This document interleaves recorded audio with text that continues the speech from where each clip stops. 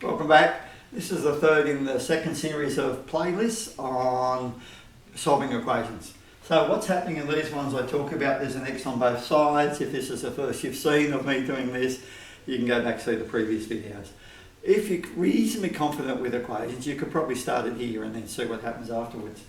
Looking at what's happening here, I'm trying to resist the thing we do as maths teachers where we just make it harder and more complicated. And one of the things I preach all the time is don't go too hard too quick. Make it a little bit different, but don't go crazy. But at the same time, some of the things on here are the typical things we do in an assessment that students were comfortable but would get these wrong. So let's have a look at why they get them wrong, see what's going on. There's an X on this side and there's an X on that side. So we don't want X's on both sides. We want the equation to say the answer is. So when we're solving equations, there is a number that will make this one true. There's a number that will make that one true. So each equation has one answer.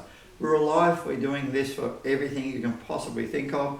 Mind you, a lot of people won't use it in life, but there'll be a lot of people that do, depending on what you do for your job. Of course, thinking of people like probably nurses don't use it, hairdressers don't use it, people labouring in shops or factories don't use it, but there's plenty of people that do. So it depends on what you need. Let's have a look. I don't want X's on both sides. I prefer to talk about getting the X's on the left-hand side.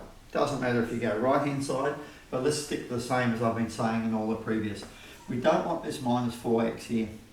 So I talk about the opposites to both sides, the obs. So if I want the opposite of minus 4x, it's a plus 4x. Now have a look at what we're doing. We want to get rid of all of the minus and the 4 and the x in one go. So they're all married together as a group, they're multiplied together, they're connected together. So I can get rid of more than just say a minus 4. And in this case I can't get rid of just that minus 4. I could if I did a division. But once you divide, you're getting fractions and it makes it more complicated. So if I add 4x to that side of the equation, then I've got to add 4x to this side of the equation to balance the two of them up like a set of scales. So if I add 4x there, I add 4x here. Now, people come with problems all the time when we come to fractions and we get to negatives. So here we've got a negative which mucks up a lot of people. It's still got this 1 here. It can't just disappear. Now look at what's happening here. It's a minus 2 plus a 4. Let's forget about the x's for a moment. It's a minus 2. So if I started here at minus 2, I'm going to add 4. So adding 4 means up 4. So I go up 1, I go up 2, I go up 3, and I go up 4. So if I start at minus 2 and I go up 4, I get 2. If these were x's, I could have x's all the way through here. And I've got minus 2x, and I go up 4 positions, 1, 2, 3, 4, and I end up at 2x. So the interesting thing is this now becomes a plus 2x. So we've added more than what we had gone down. So as we go up, we end up with a positive 2x, not a minus 2x. Now, a minus 4x, let's go to 7 first. If I set this in reverse, it's just 4x take 4x. And most people then would just go, well, anything take itself would be 0. So 4x take 4x would be 0, so I don't need to write that minus because it would be minus 0. So what we've done is made that look in a simpler form. Maybe some people won't think simpler at this stage, but we've gotten rid of that 4x from that side, and it had an effect on this side, and it changed what we had over here. Now the one at the front is really a positive one. How do I get rid of a positive one? If I subtract 1 from this side, I subtract 1 from that side. Still like to talk about that we could have gone divide 2, divide 2, divide 2. But over the years, see so many students who try that and get in a mess. So I still prefer to say to people that 1 is all by itself. It's easier to remove a 1 than it is to remove a times by 2. So if we leave the times by 2 to last, it does tend to have less problems. So the 1 take the 1 is gone, so I'm left with just the 2x. The 7 take the 1 is just a 6. A lot of people can look at that and go 2, what's a 6? And you could just write down 3. If I want to get rid of a times by 2, if I wasn't confident, I could go divide 2 on the left, opposites to both sides, do the same on the other side. How many times does 2 fit into 6? It's 3. So same process here, but this one's got a number missing. So it looks a bit different, but it's not really. We still have the problem that we want to get rid of the 5x from the right hand side. So the question says the answer is. So before I can get to that, I need to get both lots of x's on the one side. So if I want to get rid of this 5x, I go subtract 5x from that right hand side, then I've got to also subtract 5x from the left hand side. And I haven't said it for a while, but I prefer to write them up here. Some teachers will prefer to put that as an extra line of working out in the bottom. My teacher did when I was at school. I still prefer that way. So 3x take 5x, we've taken away more than what we had. We go back to negative numbers, we end up with minus 2x plus 1. Now the 5x take 5x, people get a bit stuck there, but it's gone. When I say gone, 5x take 5x is 0. So if I wrote over here 5x take 5x, we actually get 0. So it's a bit of a weird looking equation, which I did on purpose, because now you've got a 0 and you've got some negatives. So let's follow the rules and not get tied down with it. If I get rid of the plus 1, it's easier usually. So if I go get rid of a plus 1, I go minus 1 to that side, minus 1 to that side. It's the opposite of a plus 1 is a minus 1. And you've got minus 2x equals minus 1. Then you've got this little trick here. What controls the minus 2 and multiplication? What's the opposite of multiplication? I divide this side by minus 2, I divide that side by minus 2. If I wanted to, by the way, when they were both minus, I could have turned them both into plus. But for the moment, let's just stick with doing this.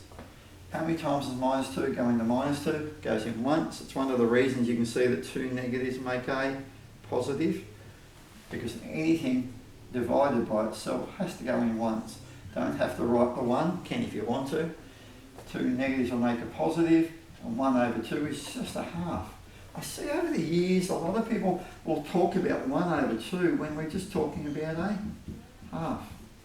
So look at what the common terminology is. 1 over 2 is just a half, and it's really interesting to see who has trouble with that over time. Look at these two here. What have I done different again? I've got brackets involved. So you think, yeah, I'm okay, I'm good at this, and then you walk into a test and they do something that looks, again, weird or different. First thing in maths with the brackets, if you want to deal with this plus 2 here, we've got to expand the brackets out. So that 4 there means we've got 4 of everything in the brackets. So we've got 4 of the x, and we've also got 4 of the 2. So I've got a 4x, 4 2s are 8, plus 3 equals x. And I nag about get rid of that x first. But if you look at this, you have got a 4x plus 11 equals x. Could do that. If you wanted to, you could have gone like this first. You could have gone take x to get rid of the x on the right hand side, so I've only got it on the left. Don't have to get rid of it from the right, you could get rid of it from the left. But let's stick to the one thing. If I take x from the right hand side, I take x from the left hand side. 4x take x is just 3x, so it's actually 4x take 1x, which is 3x. Still like to talk about, if x turned out to be 10, that would be 4 10s minus 1 10 would be 3 10s. If it was 5, I'd have 4 5s minus 1 5 would be 3 5s.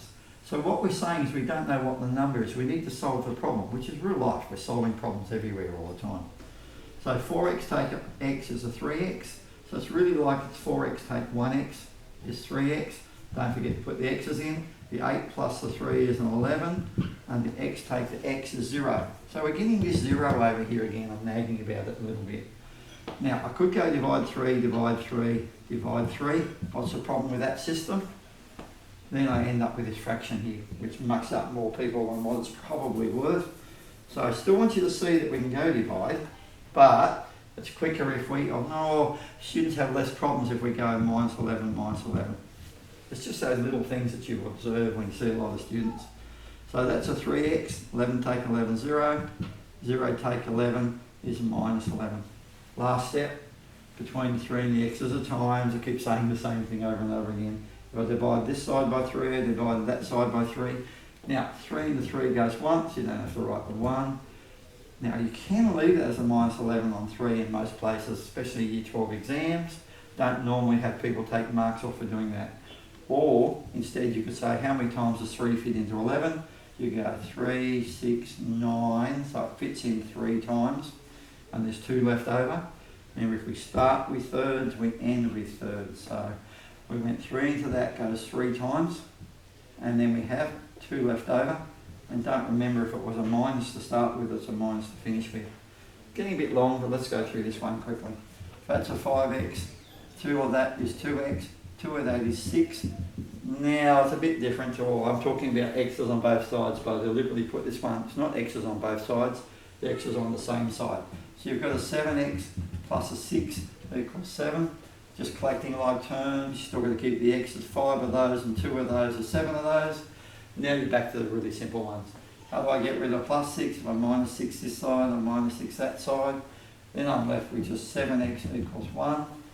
So what have I got between the 7 and the x of time? So if I divide this side by 7, I divide that side by 7. Same thing I keep saying, 7 into 7 goes 1, so I don't have to write the 1, so it's 1x equals 1/7. So the answer to that one's 1/7, and again, now if you start looking at these, it's pretty hard to guess what the answer would be, and you've seen some of the twists that take place. Thank you.